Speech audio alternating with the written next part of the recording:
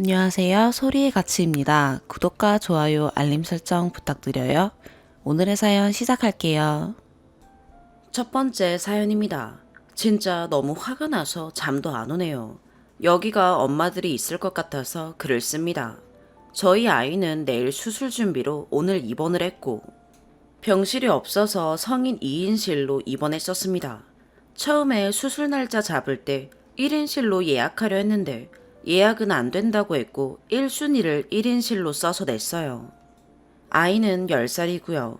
처음 들어가서 여자 한 명이 있어서 인사하고 수술 설명받고 마취 설명받는데 옆에서 노트북으로 음량 키우고 계속 보더라고요. 많이 시끄러운 정도는 아니었지만 설명 듣는데 안 들리는 정도라 마취과 선생님이 나와서 이야기하자고 해서 복도에서 설명마저 듣고 사인했고요. 들어왔더니 아이도 유튜브 보고 있길래 이어폰 꽂아서 보게 했습니다.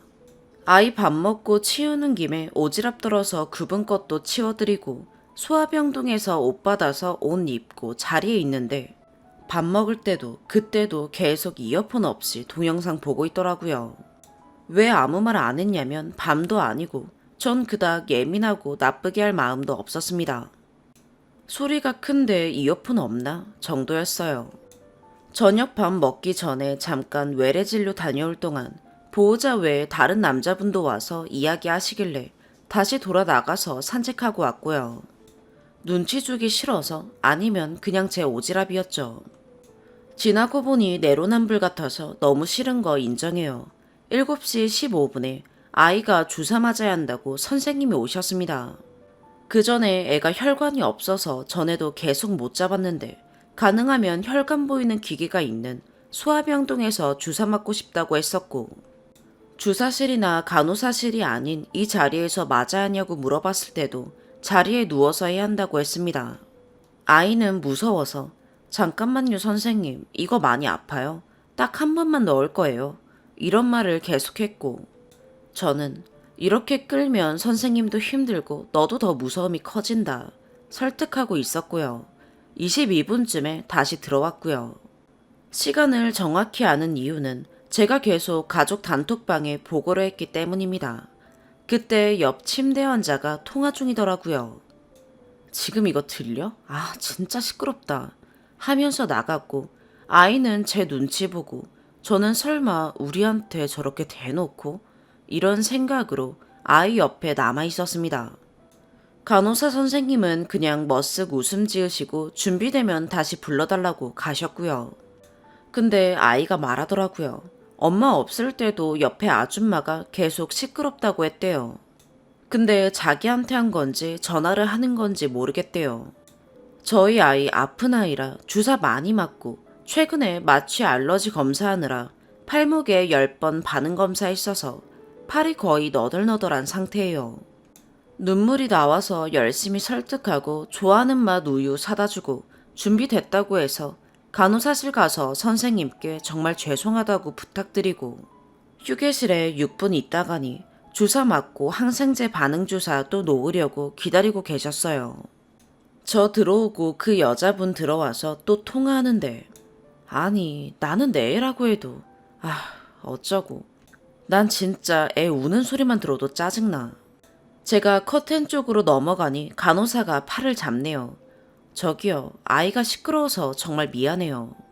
근데 아무리 그래도 아이 앞에서 대놓고 그렇게 말하는 건 아니죠. 저한테 말씀하세요. 부탁드릴게요.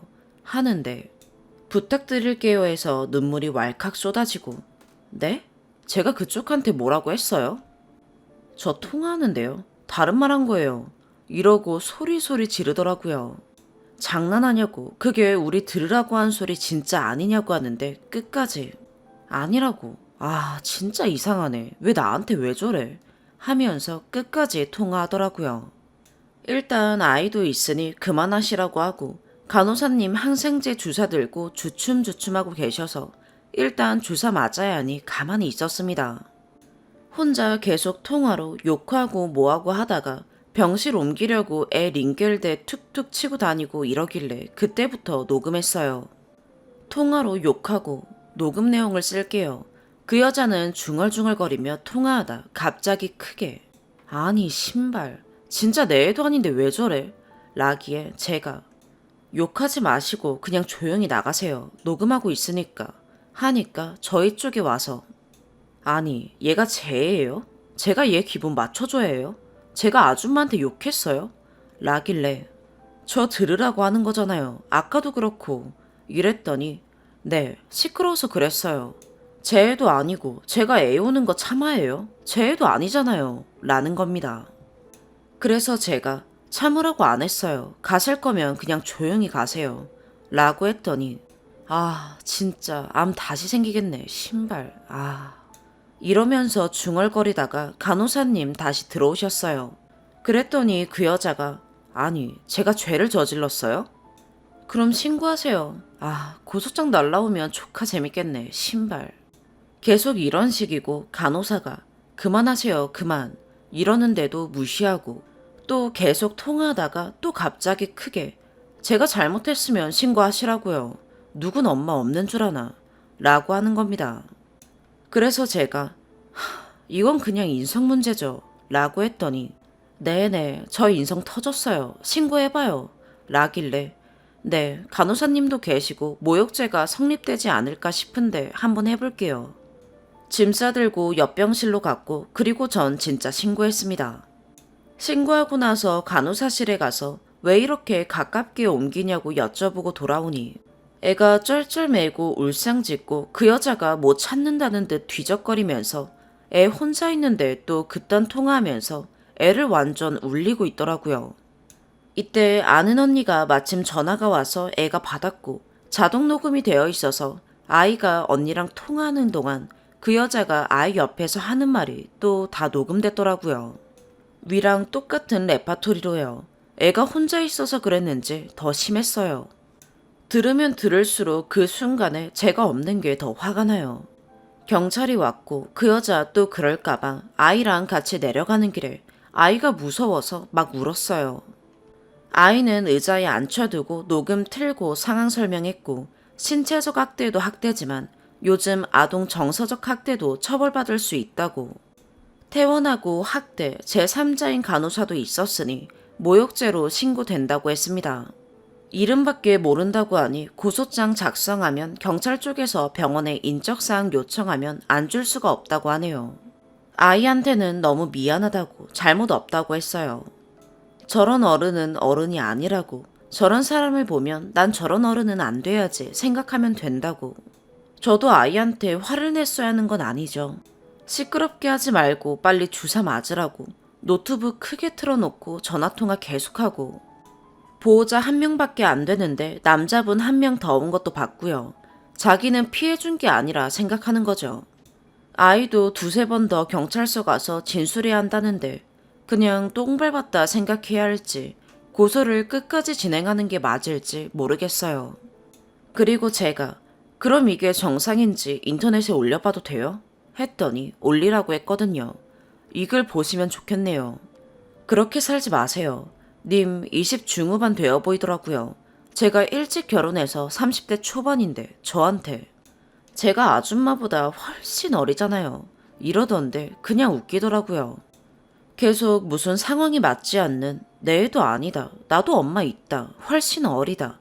정신병원이나 가봐요. 추가 댓글로 도움 주신 분들 정말 감사합니다.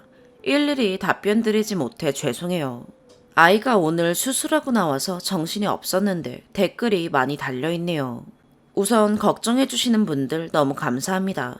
녹음은 해도 상관없죠 하고 시작했어요. 친정아빠가 바로 옆 관할 경찰서에 계셔서 일 터지고 바로 전화했었거든요. 아빠가 경찰이신 거 가지고 무슨 갑질이요. 그분 나가고 아빠랑 통화했고 갑자기 신고하라고 난리친 건 그분입니다. 옆 관할이라고 굳이 쓴 건 그 여자가 보면 똥줄 좀 타라는 제 어린 생각이 그랬습니다. 하지만 신고, 경찰은 제 입에서 먼저 나온 거 없어요. 불법 아니게 녹음은 잘했습니다. 그 여자분이 녹음하라고 자기가 뭘 잘못했냐고 하세요 한 게 녹음 첫 시작이에요. 처음부터 신고할 마음도 없었고 첫 시작은 아무도 말리지도 않고 제발 그만하라고 해도 계속 그러길래 녹음 시작하면 안 할 줄 알았어요. 근데 계속 하더라고요.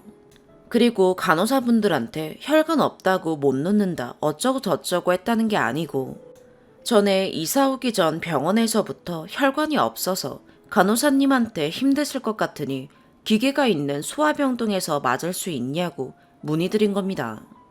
수술 상담 받을 때 이미 협력진료센터에서는 된다고 했었고 당연히 1인실을 쓰고 싶었지만 자리가 하나도 없었습니다.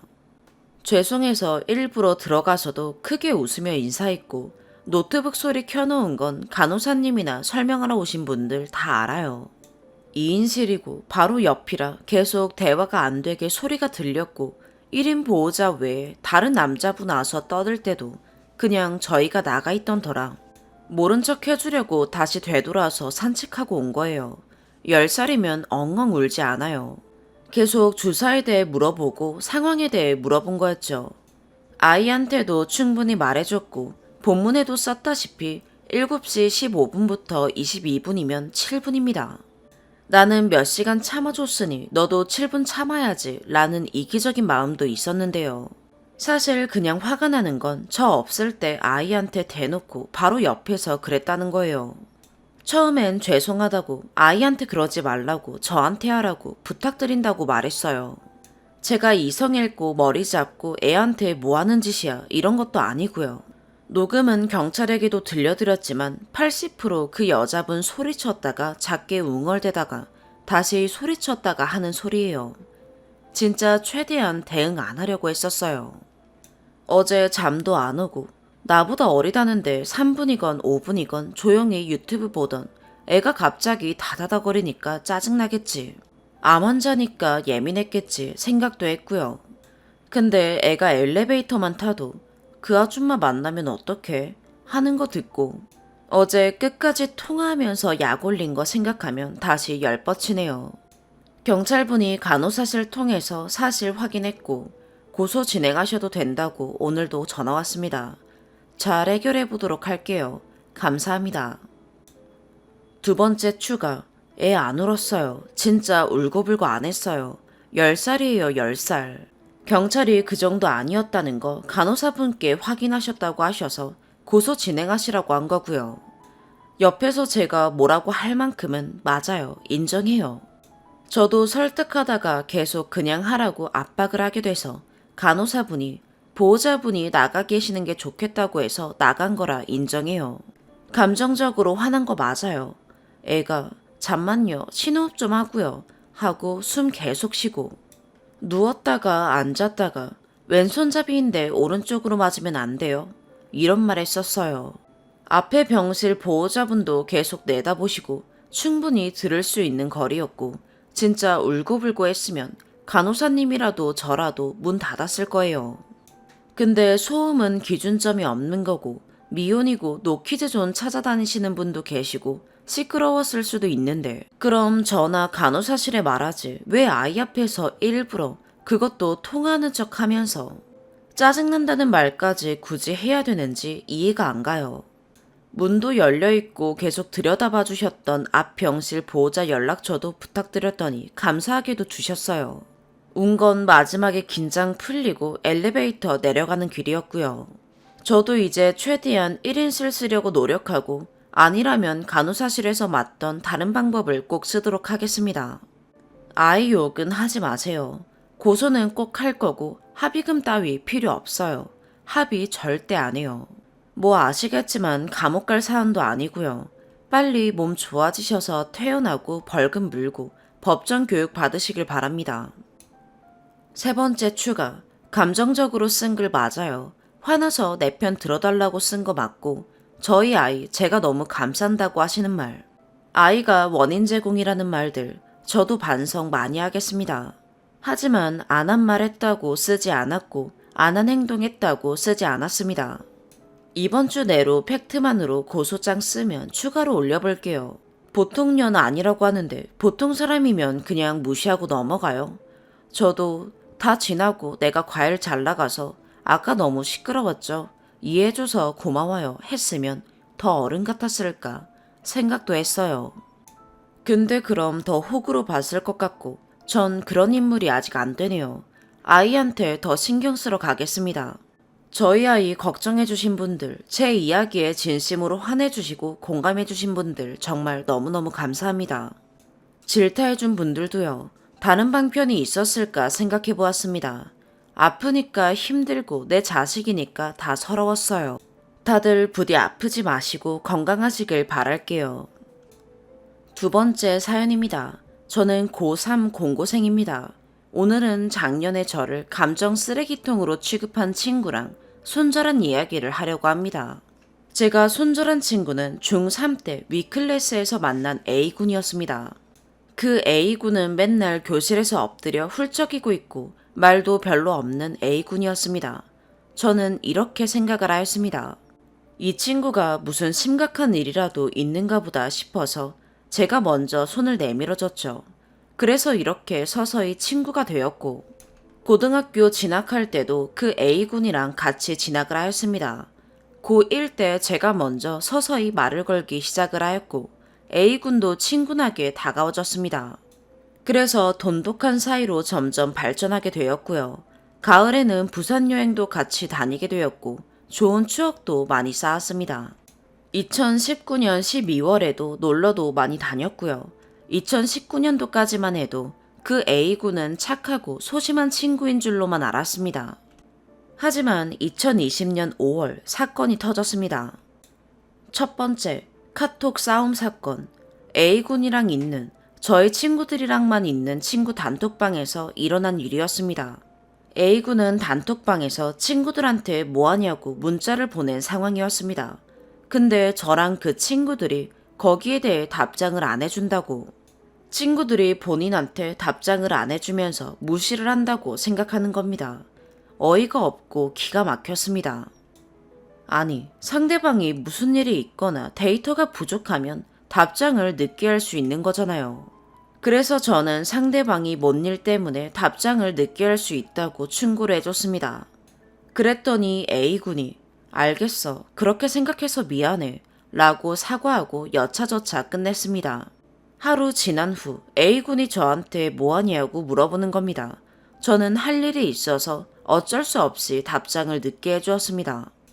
몸에 장애가 있는 여동생이 척추측만증 수술 때문에 제가 살고 있는 경남에서 서울까지 먼 거리를 이동해서 큰 병원에 입원을 3일이나 해야 했던 상황이었습니다.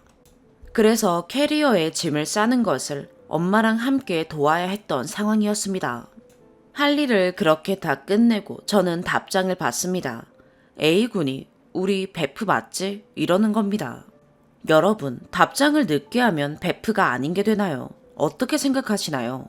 저는 A군한테 답장을 늦게 해주었던 상황을 설명해주고 너가 이렇게 생각하니 너무 속상하다.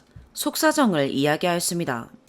이제 하다하다 A군한테 답장을 늦게 한 이유까지 설명을 해주어야 하니 참 너무 답답하고 자괴감까지 들더군요. 내 시간을 아깝게 날리면서 좋은 추억을 쌓고 충분히 잘 챙겨줬는데 답장을 늦게 했다는 이유로 이런 소리를 들어야 하나 이런 자괴감이었습니다. 그리고 하루가 또 지나고 큰 싸움이 터졌습니다. 큰 싸움이 터진 당일 엄마랑 같이 가서 장본 짐들을 들어주면서 저희 엄마하고 데이트를 하고 있는 중이었습니다. A군이 저한테 겐톡으로 뭐하냐고 문자가 왔는데 저는 엄마 짐 들어주느라 못 본 상황이었습니다. 그래서 저는 여유가 있을 때쯤 폰을 봤는데 단톡에서도 저한테 뭐하냐고 답장이 온 겁니다. 그래서 답을 해주고 좋게 대화를 이어나갔는데 A군이 갑자기 이런 말을 하는 겁니다. 왜 단톡은 보고 겐톡은 안 보냐고. 그 순간 저는 화가 갑자기 치밀어 올랐습니다. 그럼 저는 엄마랑 데이트하는 와중에도 A군한테 답장을 해가면서 밖에서 폰 보고 다녀야 하나요? 너무 화가 나서 순간 울분이 치솟아서 단톡방에서 싸움을 몇 분간 하였습니다. 당시 싸움한 카톡 내용을 기억나는 대로 올립니다. A군이 친구야 뭐해? 라고 했고 저는 나 엄마랑 데이트하고 있어. 날씨가 너무 덥다. 그 뒤로도 몇 분간 카톡을 좋게 이어나가는데 갑자기 A군이 친구야 근데 단톡은 보는데 왜 겐톡은 안 봐? 라길래 설마 너 내가 답장을 늦게 보냈다고 무시한다고 생각하는 거야? 라고 했더니 맞다고 하더라고요. 그래서 제가 내가 얼마나 챙겨줬는데 그렇게 생각하면 난 너무 서운하다 라고 했더니 단톡방에 있던 친구 1이 간섭해서 미안한데 사소한 일 갖고 싸움하지 말아줄래? 라고 하는 겁니다. 그랬더니 A군이 나 싸움 안 했어. 저는 친구 1한테 자초지종을 설명하였습니다. 그 이후로 내용입니다. A군이 나 원래 욕 안 하는데 그냥 신발 친구 관계 끊을까? 나 혼자 다니게? 라길래 친구 1이 얘가 데이터가 없어서 답장을 못 읽을 수 있잖아 라고 했고 저는 야 내가 너 챙기는 기계로 보여? 진짜 섭섭하다. 내가 얼마나 너를 퍼주고 챙겨줬는데 라고 했습니다.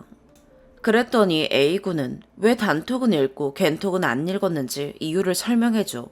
그 이후로 저는 싸움을 몇 분간 하였습니다. 너무 열받아서 저는 단톡방을 나왔죠. 단톡을 읽던 겐톡을 읽던 답장을 읽는 건 똑같은 거 아닌가요? 진짜 A군이랑 친구 관계 끊고 싶더군요. 열받은 상황에서 전화가 오더군요. 왜 단톡은 읽고 겐톡은 안 읽었냐고 따지고 소리 지르면서 전화 끊었습니다. 그렇게 해서 그 친구랑 연을 끊기로 마음을 다 잡아갈 때쯤 누군가에게 010으로 된 전화가 걸려왔습니다. 받아보니 A군의 엄마였습니다. 우리 아들한테 이야기 다 들어서 상황 알고 있다. 우리 아들이 좀 정신적으로 소심하고 내성적이고 우울감이 좀 있어서 정신과 다니고 있거든. 아들을 좀 혼냈다. 너가 이러면 친구들 다 떠난다. 그러니 처신 잘해라고 혼냈다. 우리 아들 좀 잘 챙겨줘. 라면서 전해주셨습니다. 카톡 답장 안 읽은 거 가지고 이렇게 큰일로 번질 일인가 싶더군요. 두 번째, 다른 친구랑 지냈다는 이유로 나쁜 놈으로 몰아가기. 그렇게 안 좋게 지나가고 또 6월 중순쯤인가 해서 싸움이 터졌습니다. 저는 고2 때 친해진 같은 반 다른 친구하고 이야기를 나누고 있었습니다. A군이 그 모습을 보자 너희들 지금 내 험담하는 거냐? 너네들 이러는 거 보니까 나를 따돌림하는 것 같다. 라면서 저희들을 안 좋게 생각하는 겁니다. A군이 이러니까 다른 친구를 사귀는 자유가 억압당하는 느낌이었습니다. 저는 또 한 번의 자괴감을 느껴야 했습니다. 열심히 너나 나나 할 것 없이 내 미래를 생각할 수 있는 시간마저 다 빼앗기고 마음고생하면서 충분히 챙겨줬는데 이런 소리를 왜 들어야 하지? 너무 화가 나서 A군이 연락 와도 무시했는데 계속 사과 받아달라고 문자와 전화가 오는 겁니다. 너무 괘씸해서 받아주기가 싫었습니다. 하지만 결국 저는 A군의 성화를 못 이겨서 사과를 받아주기도 싫은데 억지로 사과 받아주는 억지 사과를 받아줘야 했습니다. 그 이후로 온라인 수업 기간이 지나고 저는 A군에게 너가 이러니 내가 다른 친구들이랑 지냈는데 눈치가 보인다. A군은 진심 어린 사과 대신 그거 지난번에 이야기해줬잖아. 자기 감정하고 자기만 생각하는 이딴 자식을 친구로 지낸 내가 바보인가 싶더군요. 세 번째, 자격증 필기 시험 전 멘탈 떨어뜨리기. 그리고 A군은 제가 자격증 필기 시험 이틀 전에도 우울한 이야기를 많이 하면서 제 멘탈을 떨어뜨려 놓았습니다. 저는 A군이랑 자격증 필기 방과 후 끝나고 교문에서 헤어지고 저는 버스 타고 집에 가려고 정류장에서 버스를 기다리던 상황이었습니다. 당시 저는 시험이 얼마 안 남았다, 열심히 해야겠다 다짐을 하고 집에 가려던 중인데 A군한테 전화가 걸려옵니다. 시험이 얼마 안 남아서 예민한 정신 상태인 상태로 저한테 우울한 이야기만 하는 겁니다. 참고로 저는 A군한테 저의 시험일까지 알려주고 시험이 얼마 안 남았으니 나한테 전화 걸어서 우울한 이야기 하지 마라 이야기를 다 해주었는데 A군이란 친구는 항상 자기 생각만 하면서 내가 자격증 시험 때문에 바쁘든 말든 간에 자신의 우울한 감정을 풀기만 바쁜 겁니다. 그 순간 저는 멘탈이 다 박살나서 시험 당일에 A군이 이야기한 우울한 이야기만 맴돌아서 시험 당일에도 멘탈을 유지하지 못하고 결국 떨어졌습니다. 너무 억울했습니다. A군이 이야기한 우울한 이야기 때문에 시험에 떨어져야 했는지. 더군다나 A군은 제가 시험 공부 중에도 전화를 걸어와서 훌쩍이면서 우울한 이야기만을 계속했습니다. 그것 때문에 저는 A군의 감정에 저도 같이 휘둘려서 집중이 잘 안 돼서 공부를 잘 못한 날도 많았습니다. 그리고 A군은 저한테 의지할 것도 다 의지를 하면서도 제가 다른 친구랑 지내면 이 친구가 나 안 봐주고 무시한다 이렇게 치부하면서 생각하니 저는 A군의 우울한 감정을 풀어주는 도구인가 생각이 많이 들었습니다. 제가 학교에만 오면 저는 학교 교실에 오는 시점부터 A군의 감정 쓰레기통이 되는 겁니다. 학교 교실에 들어서면 A군의 우울한 이야기들을 하루 종일 학교 종례 끝나는 시간까지 하루 종일 들어줘야 했고 그야말로 저는 감정 쓰레기통이나 다름없었습니다. 참다 못해 A군에게 너가 우울한 이야기를 계속하니 나도 덩달아 우울해진다 이야기를 해줬는데 A군이 덩달아 우울해졌다니 미안하다 라고 사과를 한 후 며칠 동안은 맑게 지내더니 갑자기 우울한 이야기를 하면서 원점으로 되돌아갔습니다. 그래서 한 번 더 우울한 이야기를 하지 말라고 이야기를 했는데 A군은 지난번에 밝은 이야기 했잖아. A군은 며칠 동안은 밝은 이야기를 해도 되고 그 이후로 충분히 밝은 이야기를 한 후 우울한 이야기를 해도 되겠다 이런 생각을 하는 겁니다. 참, 이 자식을 내가 친구로 받아들인 내가 더 바보인가 싶더군요. 위클래스에서 만난 A군은 정말 소심하고 내성적인 친구로만 알았는데 고등학교에 A군이랑 같이 진학가고 지내보니 파도 끝없이 나오는 겁니다. A군의 본색 말입니다. 다른 친구에게는 왜 고민을 이야기 안 하냐 라고 말을 던져봤는데 다른 친구에게 이야기하면 사이가 안 좋았고 그 친구만 안 좋아질까봐 못했다. 이때까지 A군은 저의 배려와 챙겨주는 거를 익숙하게 여기고 당연하게 여긴 겁니다.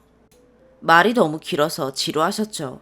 저는 위와 같이 다시 한번 이야기를 했듯이 저는 A군의 감정 쓰레기통이나 다름없었습니다. 지금은 위클래스 도움으로 인해서 연을 끊고 단절한 상태입니다. 긴 글 읽어주셔서 감사합니다. 세 번째 사연입니다.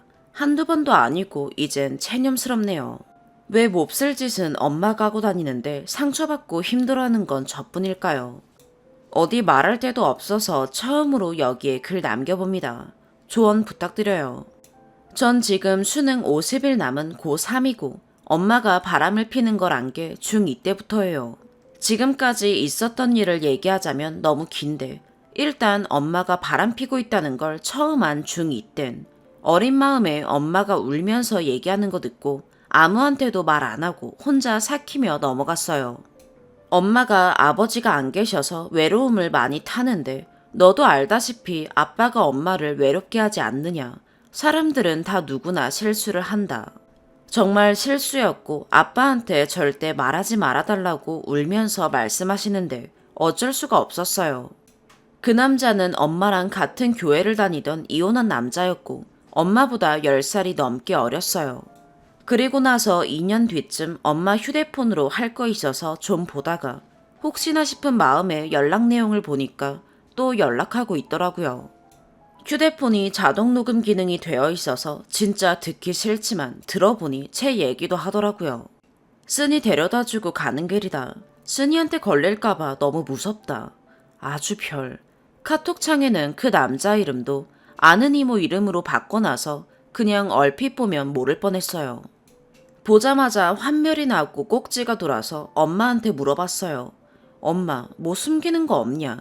있으면 솔직히 말해라 하니 진짜 입 싹 닫고 거짓말을 하더라고요. 옛날 일 가지고 그러는 거냐고, 엄마 못 믿냐고.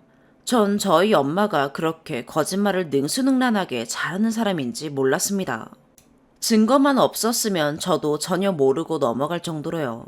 아무튼 그때 녹음 파일, 그 남자 전화번호를 제 휴대폰으로 보내놓고 이건 그냥 넘어가면 안 되겠다 싶어서 아빠랑 언니한테 말했고 집안이 뒤집혔어요.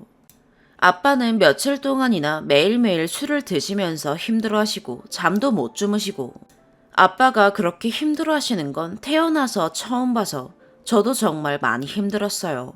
언니도 저랑 말하면서 엄청 울고 그랬네요. 저는 뭐 그날 이후로 사람 못 믿는 건 당연하고 누가 저한테 이성적으로 호감을 표시하고 잘해줘도 뭐든 부정적으로 받아들이는 사람이 됐어요. 그렇게 며칠 뒤에 가족이 모여서 진지하게 얘기를 했고 엄마가 너무 우시면서 잘못했다고 엄마가 미쳤었다고 하셔서 결국 아빠는 거기에 넘어가 이혼하지 않기로 결정하셨어요. 그때까지는 저도 두 번째이기도 했고 엄마 없이 산다는 게 상상이 안 돼서 그냥 이번만 넘어가자 하고 넘어갔어요. 아빠가 그 남자한테 직접 전화로 경고도 하셔서 당연히 이젠 그런 일이 없을 줄 알았어요.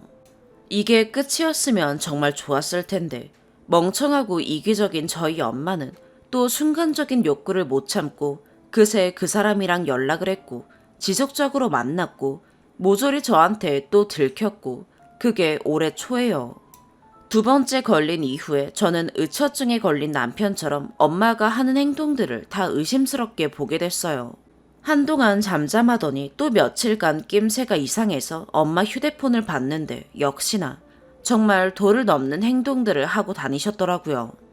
엄마가 평소에 쓰지 않는 배달앱이 있어서 들어가 보니 웬 모텔로 배달 음식을 몇 번이고 시켜 먹고 저한테는 지독히도 짠돌이에 1,000원 쓰는 것도 아까워하는 엄마가 그 남자한테 태블릿을 선물해주질 않나.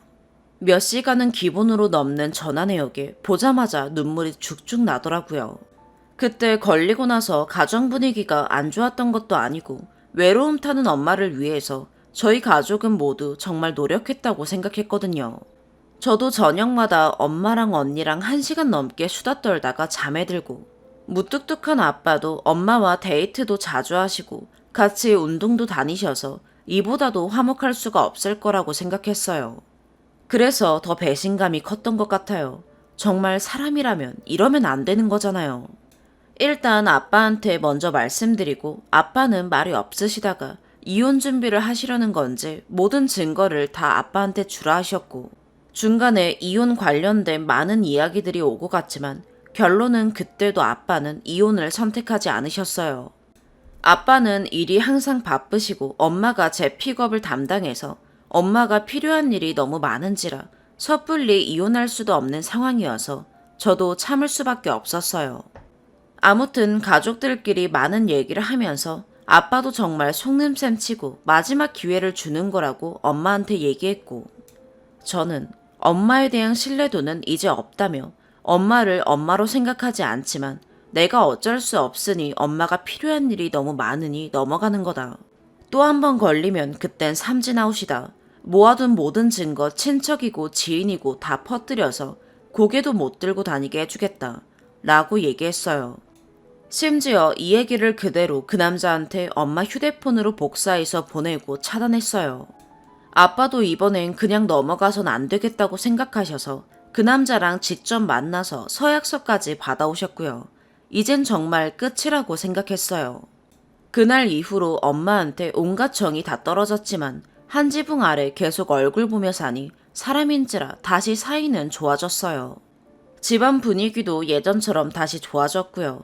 그 뒤론 제가 고3이어서 공부에 신경 쓰기만 해도 바쁜지라 그냥 엄마 휴대폰도 안 보고 엄마를 믿자는 마음이었는데 그저께 엄마가 휴대폰을 새로 바꿔서 오랜만에 엄마 카톡을 봤는데 그 사람 차단해 놓은 게 풀려 있더라고요. 휴대폰을 바꿔서 그런 거겠지. 설마 하고 다시 차단시켜 놨어요. 그냥 믿기 싫었어요. 근데 오늘 보니 또 차단이 풀려 있네요. 이건 그냥 또 바람 피는 게 맞는 거겠죠. 제가 너무 앞서 생각하는 거 당연히 아니겠죠. 수능 50일 남아서 안 그래도 심란하고 이거 아니어도 너무너무 힘들어 미칠 것 같은데 어떻게 해야 할까요? 적어도 고3 동안은 엄마가 필요할 일이 너무 많은데 그냥 올 한 해만 꾹 참고 모른 척하고 내년 되면 아빠한테 다시 말씀드려서 그땐 정말 갈라서게 하는 게 맞을까요? 진짜 그 남자도 가만 안 두고 싶고 엄마도 너무 환멸나요. 정말 이 정도면 짐승 아닌가요? 한번 바람핀 사람은 어떻게든 계속 핀다는 게 맞는 말이네요. 여러분 같으면 어떻게 하실 것 같나요? 공부해야 하는데 손에 잡히지도 않고 미칠 것 같네요. 너무 화나서 두서없이 썼는데 긴 글 읽어주셔서 감사합니다. 네 번째 사연입니다. 올해 18살인 여자 고등학생입니다. 어디 말할 곳도 없고 오늘따라 많이 서러워서 푸념처럼 여기에다 몇 자 남겨봅니다. 글재주도 없어서 말하는 게 두서없는 점 양해 부탁드려요. 저는 중학교 때부터 우울증을 앓았습니다. 14살 때부터 제 몸에 스스로 해를 가했고 스스로 우울증이라고 생각했는데 엄마랑 의견 차이도 있고 여러 가지 싸우다 보니까 병원은 2년 후인 16살 때부터 갔어요. 결과적으로 말하자면 지금은 꽤 나아진 상태입니다. 그때부터 정신과를 꾸준히 다니고 폐쇄병동에 입원도 2번 하면서 지금까지 약도 꼬박꼬박 먹고 있어요. 극단적인 시도나 스스로 해를 가한 건 이제 안 한 지 1년 넘은 상태이고 살기 싫다는 생각도 자주는 안 합니다. 여기까지 오는 동안 참 많은 일이 있었어요. 가출도 하고 방황도 하고 많이 헤맸는데 지금은 학교도 안 빠지고 잘 나가고 있습니다. 나름 좋아하는 것들도 하면서 살고 있고요. 그런데 나아지지 않는 것은 저랑 엄마의 관계 같아요. 저랑 엄마는 기본적으로 성향이 안 맞는 사람입니다. 엄마는 무뚝뚝하고 매사에 이성적이고 늘 시간과 계획에 맞춰서 모든 것을 처리하는 그런 사람이에요. 반면에 저는 감성적이고 여리고 감정적으로 풍부한 사람이에요. 이러니까 우울증에 걸려서 이러고 있겠지만요. 싸우고 화내고 서로 충돌하는 것도 거의 다 이런 차이에서 비롯했습니다. 제가 우울하고 힘들어서 엄마한테 위로를 바라면 제 잘못을 지적하시고 문제점과 해결책을 말해주시니까 저는 그게 너무 속상했습니다. 큰 걸 바라는 것은 아니에요. 그냥 힘들다고 하면 힘들겠다는 말만 한두 마디를 바랬는데 엄마는 그게 아예 안 됐나 봐요. 자기는 그런 걸 못하는 사람이라고 말하셨고요. 머리로는 무슨 소리인지 알겠는데 늘 너무 속상했습니다. 정말 친한 친구에게 속상한 걸 털어놓고 같이 놀면서 어느 정도 스스로 풀기는 했지만 부모님한테 감정적으로 의지하고 싶은데 그게 하나도 안 되니까요. 게다가 학교 친구들에게는 제가 우울증이 있다거나 그런 얘기를 쉽사리 할 수 없었어요. 실제로 밝혔다가 제가 이상한 애 취급을 받거나 팔목에 있는 상처를 들켜서 그날로 멀어지는 애들을 지켜봐야 할 때도 많았고요. 그러다 보니 이런 얘기를 할 사람은 가족밖에 없는데 가족한테도 이해받지 못하고 있다는 생각이 정말 서럽네요. 우울증 환자를 이해하는 것은 정말 어려운 일이라는 것은 저도 압니다. 저도 스스로를 잘 이해하지 못하겠으니까요. 잘만 있다가도 갑자기 우울해서 손끝 하나도 못 움직이는 날이 많았습니다. 그럴 때는 스스로가 정말 너무 미워져요. 그래도 이런 증상들은 약을 먹으면서 많이 나아졌습니다. 예전처럼 모든 걸 내팽겨치고 누워만 있지도 않고요. 학교도 다시 빠짐없이 잘 다니고 학원도 다니고 공부도 다시 시작했습니다. 스스로 정말 많이 이겨냈다고 생각하고 있어요. 그런데 안 고쳐지는 건 스트레스 반응입니다. 저는 남들보다 스트레스를 좀 더 잘 받는 편인데 그게 쌓이면 바로 몸에 그게 나타납니다. 머리가 너무 아프거나 배가 아프거나 실제로 열이 나기도 해요. 그런데 스트레스 반응이라 그런지 일반 병원에 가면 아무 이상도 없다는 말만 계속 들었습니다. 저도 제가 무의식적으로 꾀병을 부리는 건가 싶었습니다. 의사 선생님이 아무 이상 없다는데 스스로도 어떻게 믿을 수 있겠어요. 그런데 정신과에 가보니 스트레스가 몸으로 나타나는 거라고 하더군요. 약도 없어서 아플 때마다 그냥 진통제 먹으면서 삼켰습니다. 이런 반응은 16살 때부터 있었는데 아픈 게 점점 심해져서 결국엔 아플 때마다 학교를 안 갔어요. 제가 그렇게 안 가니까 엄마는 저를 아예 안 믿으시더라고요. 아플 때마다 병원에 갔는데도 일반 병원에서는 이상이 없다고 하니까요. 정신과에서 말한 걸 아무리 말씀드려도 오해는 잘 안 풀렸습니다. 속상했어요. 나는 정말 아픈데 아무도 안 믿어주니까요. 스스로 내가 미쳤나 싶기도 했고요. 17살까지 그렇게 빠질 때마다 싸우고 화해하기를 반복했어요. 2021년 들어서는 정말 마음을 독하게 먹고 아파도 그냥 약 먹으면서 학교 다니고 학원 다녔습니다. 트라우마랑 스트레스의 원인을 극복해서 스트레스가 줄어든 것도 있고요. 그런데도 오늘 같은 날처럼 정말 아픈 날이 있어요. 저는 이제 아프단 말을 하기가 무섭습니다. 말하면 화를 내고 저는 그게 너무 서러워서 싸우게 되거든요. 제 생각 내지 바람으로는 아프면 아프냐고 걱정해주는 게 정상인 것 같은데 화만 내시네요. 제가 너무 어린 걸까요? 안 그래도 제 스스로가 너무 이 집의 민폐 같아서 버거운데 이런 걸 바라는 게 잘못된 걸까요? 걱정의 방식이 화를 내는 거라고 해도 이해가 안 되고 이해를 노력해도 안 됩니다. 화내는 건 결국 화내는 거라고 저한테 받아들여져요. 제가 너무 1차원적인 걸까요? 이제는 이해를 바라지도 않습니다. 그냥 포기했어요.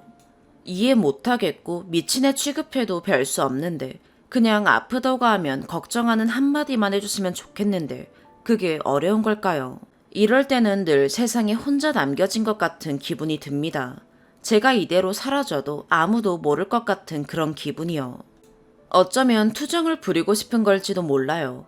나는 아프니까 그걸 알아달라고요. 저는 괜찮냐고 물어봐 주기만 해도 나는 정말 괜찮아질 것 같은데 가족마저 안 그러면 저한텐 뭐가 남은 걸까요? 다시 열심히 살려고 정말 노력하고 있는데 그게 잘 안 되네요. 평범한 고등학생으로 살고 싶은데 그게 너무 어려워요. 저는 정말 많이 노력하고 있는데 이런 글이나 쓰고 있는 제 꼴이 참 우습네요. 정말 미칠 것 같아서 썼는데 내일이면 또 울다가 학교 가겠죠. 긴 글 읽어주셔서 감사합니다. 행복하세요. 오늘의 사연 여기까지입니다. 구독과 좋아요, 알림 설정 부탁드려요. 시청해주셔서 감사합니다.